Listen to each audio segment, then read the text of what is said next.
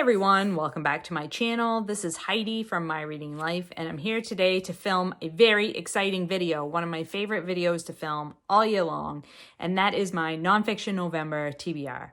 Nonfiction November is my favorite reading event of the whole year in BookTube land, and it is a reading initiative sponsored by Olive over at a Book Olive, and I will leave a link to her announcement video down below. But basically, this is a readathon that's been going on for years and years at this point that Olive has ably run, and it is an initiative to encourage us all to read at least one nonfiction book per month. And if you already read at least one nonfiction book per month, try to read more than you normally read. So I am a huge nonfiction reader, as you know, if you watch this channel. And so I love a month that is focused solely on reading my favorite kind of literature, which is nonfiction. So I have in front of me Olive's 4-word prompts. Every year she picks 4 words that we can use as prompts to help guide us in picking out books to read for Nonfiction November. And I have used those prompts to help me pick books off my nonfiction shelves to read for the month. So let's just get into it. The first word is fraud. So for fraud, I have already started my book that I have chosen, and that is Nixonland, The Rise of a President and the Fracturing of America by Rick Pearlstein. Now, anybody who knows anything about American politics will know why I picked this book for fraud. Nixon, who was a fraud, is a sort of epitomizes the word fraud for a politician. And this is a very highly regarded book that not only is about Nixon himself, but is about America during the time period when Nixon was coming into his own as a politician. It talks a little bit about his childhood, but not much. Mostly about his rise as a politician, and how he did that. And then, talks about the 60s and the turbulence of those times in America. I have read the first 4 chapters of this book already. It is a buddy read that I'm doing with Rachel. And I'm really very much enjoying this so far. This is right up my alley. So Nixonland is my choice for fraud. I'm just going to set that down there. So the next word is capital. And I have chosen to interpret the word capital as in talking about the economy or the capitalist economy that we have here in America. And the first book is this one, Rust, a memoir of steel and grit by Elise Goldbach. And this is a memoir of a woman who, after leaving college, sort of finds herself at loose ends and goes to work in a steel mill. And it's her experience as a person who doesn't have any experience with that type of work and what it's like to work a blue-collar type job in a factory setting and what she learns from that experience. And I think I've really been wanting to read this for a long time, so I'm just determined to try to get to this one in the month of November. The next book I've chosen also works for capital in terms of the economy, and this is Studs Terkel's Working. This is the oral history of work in America. I believe it's in America for the most part. And this is a book that I've had on the TBR for a long time. I don't expect to get through this whole thing, but I would like to get started on it. I've had it on my TBR for so long.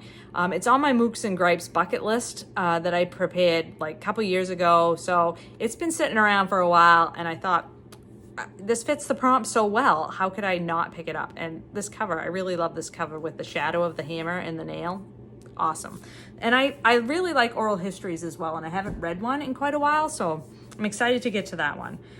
The next prompt is web, and I've started reading one of my choices for web as well. This is Women on Nature. It's edited by Katharine Norbury, but is a survey of women writers sort of from the Eastern Atlantic archipelago, writers from that area, and it covers the time period from early 1700s all the way up through modern times.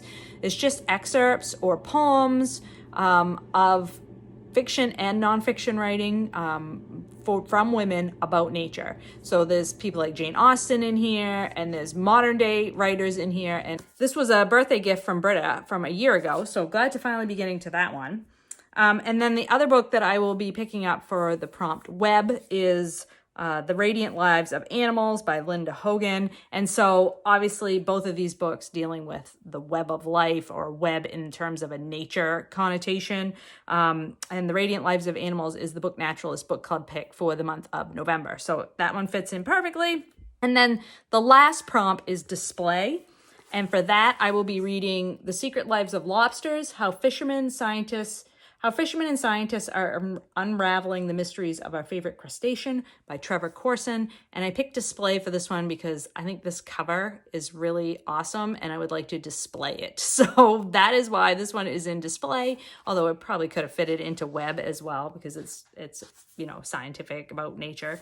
But this one I will be buddy reading with Doris from Aldi Books. And honestly, I'm kind of ashamed of myself that I haven't read this one. This was published quite a while ago, and it's really sort of a classic in the field of fisheries management, fishery science. This was published in 2004, and it's about lobsters, which is what my state is known for, and this is about lobster management in Maine. So yeah, I probably should have read it a long time ago, but I haven't. I'm going to rectify that this year. So that book for display. And then the other book that I will be reading for display is one that I have ordered but has not arrived yet. And it's Roxane Gay's new book. It's a collection of her writings that have already been displayed on the World Wide Web, and it is called Opinions. So I love her criticism writing, her sort of take on culture and literature and just the world around us. I think she's such a fantastic writer. You know, she's one of my favorite authors of all time. So of course, when her new book came out in October, I had to order it immediately. So when that arrives, I will be eagerly picking it up for Nonfiction November to meet the prompt display. Editing Heidi here. I am back to tell you about another book that I will be reading for Nonfiction November in the category of display, and that is a book that I will be reading on ebook, and it is called, I have to look down at my notes because I haven't started reading it yet. So, A Rebel in Gaza by Asmaa al-Ghoul. And I'm buddy reading that with Britta Bowler. We chose to read this because, of course, of the current events that are happening in Gaza right now, and I wanted to read more about that area and educate myself more about the issues from that area. So I thought that would be a good place to start. It is translated nonfiction as well, which I'm always excited to read more translated nonfiction. So just wanted to make sure I included that in my TBR. All right, those are the ones that I picked out so far for my TBR. Obviously, this top shelf is all unread nonfiction, so I could pick from any of those. I have some more in this shelf up here is also unread nonfiction. I have unread nonfiction on my Kindle, so I have lots of options, and I don't want to assign myself any more reading, so I will just wait and see what I'm in the mood for if I finish these ones. I did start on audiobook a reread for me, and that is Braiding Sweetgrass by Robin Wall Kimmerer, and that sort of I picked because I love it and I want to reread it, and I read it the first time as a physical book. I apologize for the lighting. The sun just came back out, so obviously shining in my face. I read Braiding Sweetgrass a couple years ago in the physical, as a hardcover copy of the book, and now I'm listening to it on audiobook, and it fits with my desire to read books from Indigenous authors because this is Indigenous Heritage Month. And so these are not nonfiction books, but these are two more books that I plan to read in the month of November for Indigenous Heritage Month. I will be reading Indians on Vacation by Thomas King with Sean the Book Maniac for November. And I am excited to read this because I have read this author's nonfiction book. Gosh, I can't remember the title of it, but boy, I really love that book. The Inconvenient Indian. That was an excellent nonfiction that I highly recommend, but I'm interested to see what I think of this author's fiction. So we'll be reading this together. And then finally, my last book on my ancient TBR is The Roundhouse by Louise Erdrich, who is, of course, an Indigenous author. So I'm hoping to read this one this month and finish up the last book on my ancient TBR. So that's it. Those are the books on my TBR. I'm really excited to get to all of these because I just feel like they're all books that I've been really anxious to read, and so that makes it really exciting to have so many books that I'm excited to read, to choose from in the month of November.